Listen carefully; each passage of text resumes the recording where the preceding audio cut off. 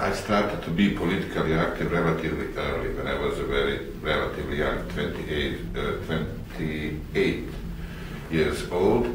And simply this was, in fact, I was young. I was not very happy with the situation in the country. I wanted to change something, and then, based on the pressure from, at that time, my colleagues, and we were all very young at that time, I was simply started to be politically very active. So some personal vision was one of the reasons, and second reason was this pressure from my colleagues, from the friends, from the people with which I spoke, that it's time to change something. That was basically the end of 80s, last century, when all the former communist countries started to change the situation. So I was politically active at the beginning of these changes. What was the state of democratic institutions in your country when you took office, and what efforts did your administration undertake to strengthen these? Because my real serious job was in Republic Srpska to be a prime minister, and after that in Bosnia and Herzegovina to be the Minister of Foreign Affairs. I have to say that I was elected to be the prime minister 5 years after the war. So you can imagine how was at that time the democracy there.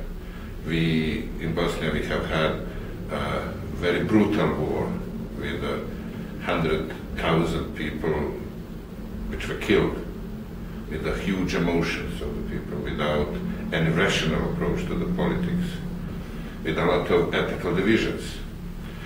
And my personal values were a little bit different than usually at that time. So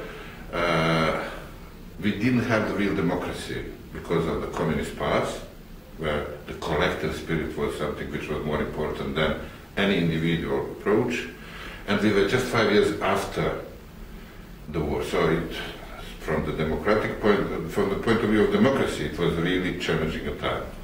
So it was not very democratic. We didn't have very democratic institutions.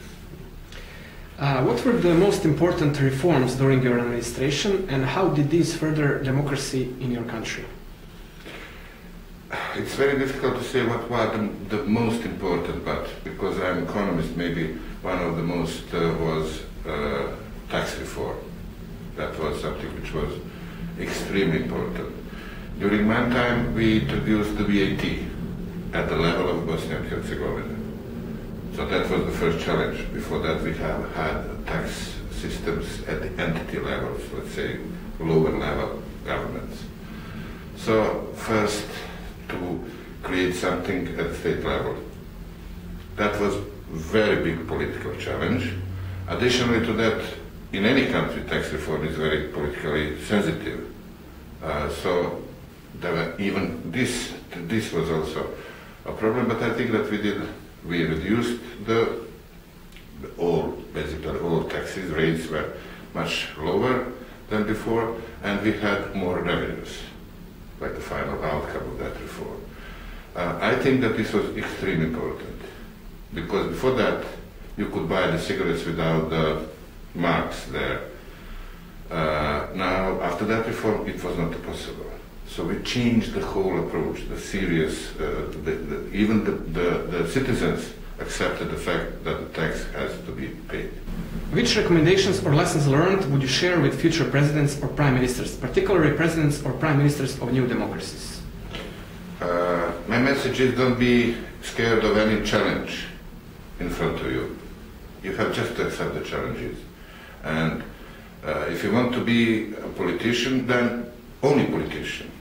So somebody who is there just to survive politically for the next elections. Don't take any risk. But if you want to be a serious person which will have a long-term consequence, just accept the challenges, do whatever you can, because then there will be something after you, and the people will very much appreciate that. Thank you.